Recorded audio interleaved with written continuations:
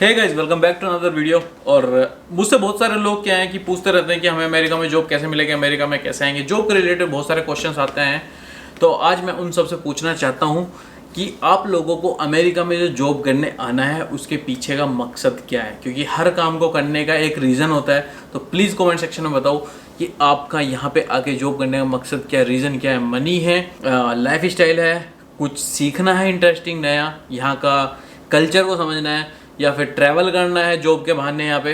तो आपका क्या रीज़न है, और भी कुछ किसी का रीज़न हो तो आप प्लीज़ कमेंट सेक्शन में बताना मेरे को। और जब हम यहाँ पे आने की बात करते हैं, अमेरिका में जॉब करने की बात करते हैं, तो आप में से बहुत सारे लोगों के माइंड में ये क्वेश्चन पता नहीं आया भी होगा या नहीं, हो सकता है बहुत सारे लोगों ने सर्च भी किया होगा कि अमेरिका में जॉब करने के क्या फ़ायदे हैं और कितने नुकसान हैं। क्योंकि आप कहीं भी काम करते हो, कुछ भी काम करते हो, हर चीज़ के प्रोज एंड कॉन्स होते हैं। तो आज की वीडियो जो है इसी टॉपिक पर होने वाली है।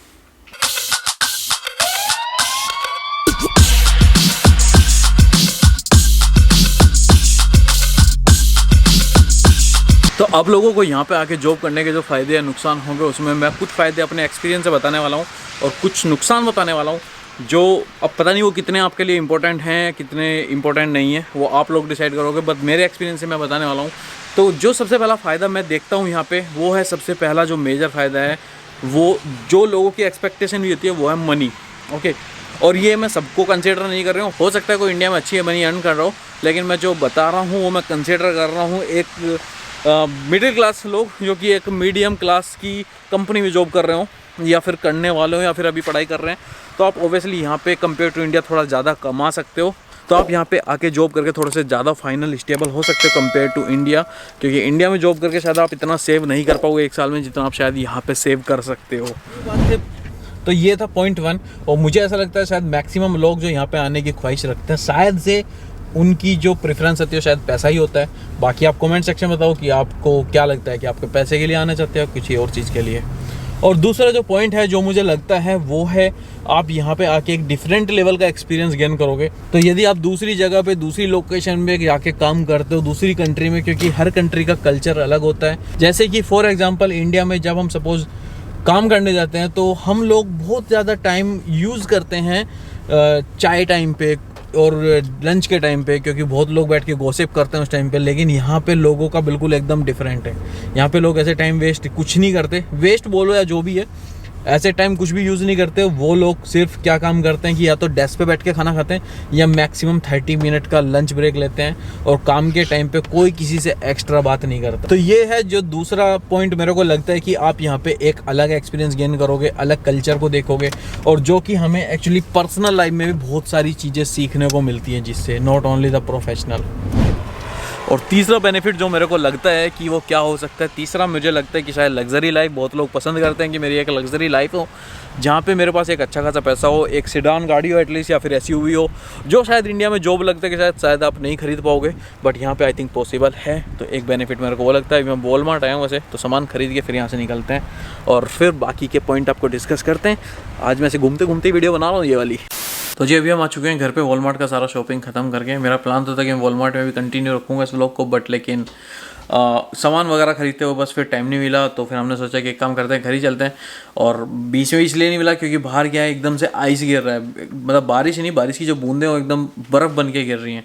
तो फिर सोचा एक काम करते हैं, घर चल के आराम से तसल्ली से ही बैठ के जो पॉइंट्स हैं वो डिस्कस करते हैं। तो जो 3 पॉइंट मैं ऑलरेडी बता चुका हूँ, तो चौथा पॉइंट जो है वो मेरे ख्याल से शायद से एक ट्रैवलिंग हो सकता है।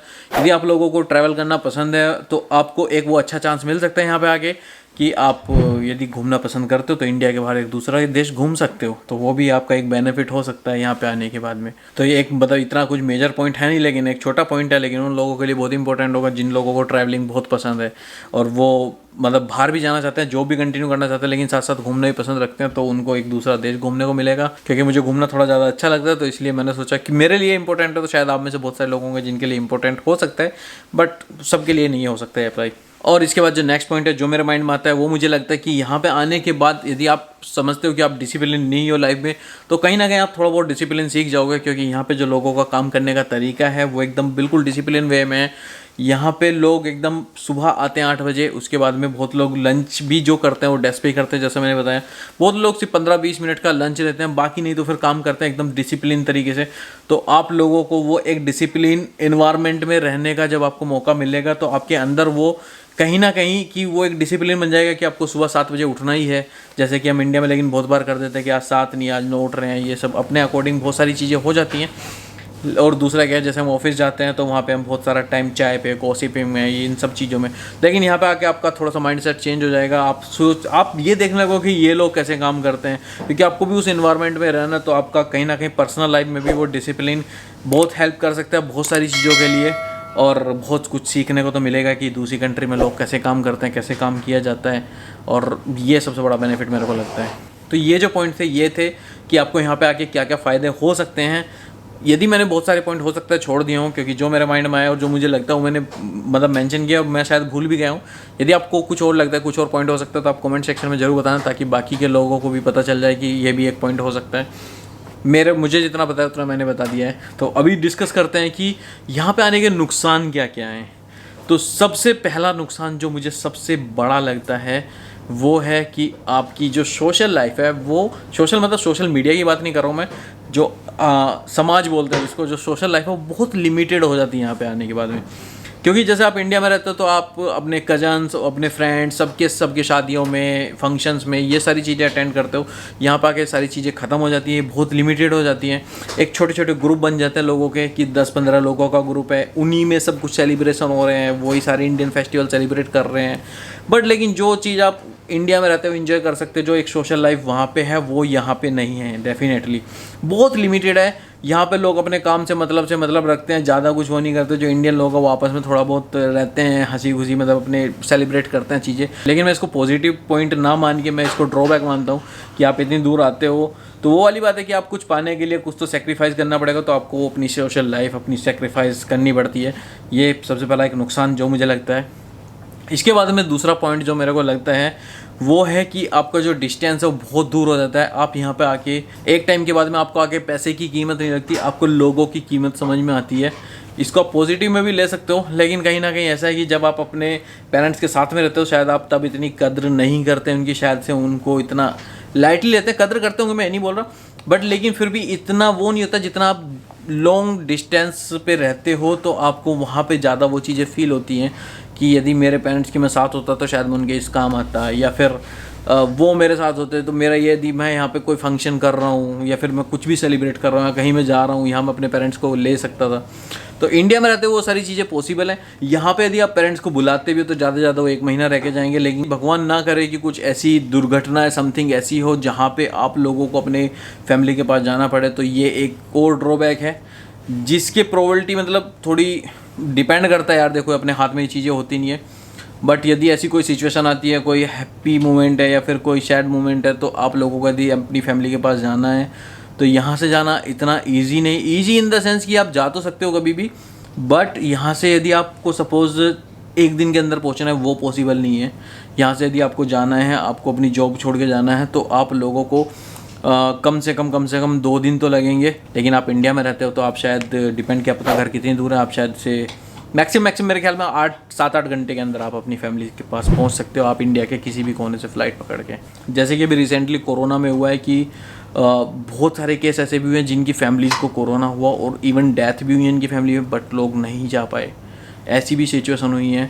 तीसरा जो आपको नुकसान हो सकता है, यदि आप इंडिया में सपोज़ आपको आदत है बाइक को रखने की, 1-2 बंदे को घर का काम, झाड़ू पोछा, खाना वाना बनवाने के लिए रखने की, और यदि आप बैचलर हो, आप यहाँ पर आपको खाना बनाना नहीं आता, तो आपको सीखना पड़ेगा, क्योंकि यहाँ पे ना बाई मिलती है, कोई नहीं मिलता काम करने के लिए। ठीक है, लेकिन यदि आपको आदत है बाई की इंडिया में, तो वो आपको छोड़नी पड़ेगी। वो यहाँ पे एक ड्रॉबैक है कि यहाँ पे बाई वगैरह बिल्कुल भी नहीं मिलती काम करने के लिए घर में। और एक पॉइंट ये है जो कि आप निगेटिव बोल सकते हो कि सपोज़ आपको इंडिया में आदत है, आप अपने दोस्तों के साथ में चिल मारते हो, सुबह को चाय पे जाते हो काम पे जाते हुए, या फिर आप लंच में अच्छा खासा, तो वो मैं ऑलरेडी एक्चुअली पॉजिटिव में कवर कर चुका हूँ कि आपको डिसिप्लिन आ जाएगा। लेकिन साथ साथ ड्रॉबैक ये है कि आपको अपनी चीज़ें वो चेंज करनी पड़ेंगी, क्योंकि यहाँ पे जो काम करने का तरीका वो अलग होता है लोगों का। और इसके साथ साथ जो एक और पॉइंट मुझे लगता है वो मतलब थोड़ा फ़नी है मेरे लिए, बट जैसे इंडिया में हर जगह कहीं भी आईटी कंपनियां, हर आईटी कंपनी के बाहर में आपको एक चाय सिगरेट की टपरी मिल जाती है। यहाँ पे ऐसा नहीं मिलेगा। यहाँ पे यदि आपको ऐसे शौक रखते हो तो ऐसे शौक पूरे करने के लिए आपको जेब में पैकेट रख के घूमना पड़ेगा, और कॉफ़ी वगैरह चाय के लिए आपको ऑफिस के कैफेटेरिया में ही जाना पड़ेगा। लेकिन वो जो लोग जाते हैं वो पॉसिबल नहीं है यहाँ पे। और नेक्स्ट पॉइंट जो मुझे लगता है थोड़ा निगेटिव है, इतना कोई मेजर नहीं है, बट वो जो है कि जैसे आपको इंडिया में सपोज आप रात को आपको कहीं बाहर घूमने की आदत है, बाहर होटल पे खाने की आदत है, रात के 12-12 बजे आइसक्रीम पार्लर, रेस्टोरेंट, आप चौपाटी वपाटी लगती हैं। यहाँ पे ये सारी चीज़ें हर सिटी में हर जगह पे नहीं मिलती, कुछ एक्सेप्शंस हो सकते हैं, तो मैं इसलिए 100% नहीं बोल रहा हूँ, लेकिन मैक्सिमम जगह पे ये चीज़ें नहीं मिलती है, चौपाटी वगैरह। और रात को मैक्सिमम रेस्टोरेंट 9, साढ़े 9, 10 तक सब बंद हो जाते हैं। इसके बाद में मतलब ऑप्शन रहता है तो 1-2 रहता है, अदरवाइज ऑप्शन रहते नहीं है। वो भी पिज़्ज़ा वगैरह का ऑप्शन रहता है, बट ज़्यादा कुछ वो नहीं रहता। या फिर जैसे हम इंडिया में रहते हैं कि हम एक काम करते हैं, बाहर चल के चाय पी के आते हैं आज रात को कहीं पे, तो वो सब चीज़ें, वो लाइफ इधर नहीं है। वो यदि है वो सब कुछ त्यागनी पड़ेगी। तो ये कुछ पॉइंट थे जो मुझे लग रहे थे कि शायद ये पॉजिटिव निगेटिव मैं आप लोगों के साथ में शेयर करूँ, ताकि आप लोग देख लो कि आप क्या डिसीजन लेना चाहते हो यहाँ पे आने के बारे में। बट मेरे अकॉर्डिंग जो पॉजिटिव पॉइंट जो है वो थोड़े आई थिंक थोड़े ज़्यादा हैं कंपेयर टू निगेटिव।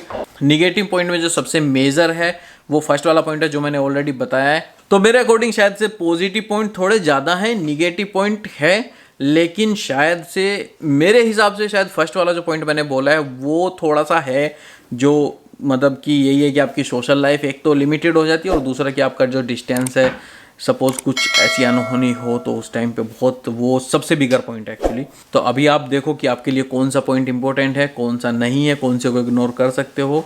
और मुझे भी कमेंट सेक्शन में बताना कि आपके लिए कौन सा पॉइंट, जितने पॉजिटिव निगेटिव बताए हैं उनमें सबसे ज़्यादा इंपॉर्टेंट पॉइंट आपके लिए कौन सा है, जिसको आप नहीं छोड़ सकते, या फिर जिसके लिए आप आना चाहते हो, जिसके लिए आप नहीं आना चाहते हो। तो वो पॉइंट मुझे कमेंट सेक्शन में ज़रूर बताना। तो फिर हम देखते हैं कि किस पॉइंट को लोग ज़्यादा प्रीफर करते हैं। और जो मैंने स्टार्टिंग में बोला कि ये मुझे कमेंट सेक्शन में ज़रूर बताना कि आप यहाँ पे आना क्यों चाहते हो। फिर हम ऐसे ही यहाँ पे जॉब के रिलेटेड कोई दूसरी वीडियो लेके आएंगे इसी चैनल पे, क्योंकि मुझे लगता है हमारे चैनल पे जो ऑडियंस है वो शायद जॉब और इनके रिलेटेड ज़्यादा है। क्योंकि आज मैंने सुबह लाइव किया था तो मुझे उससे ऐसा फील हुआ, तो इसलिए मैंने सोचा थोड़ी सी इन्फॉर्मेशन साथ साथ ये भी शेयर करते रहेंगे।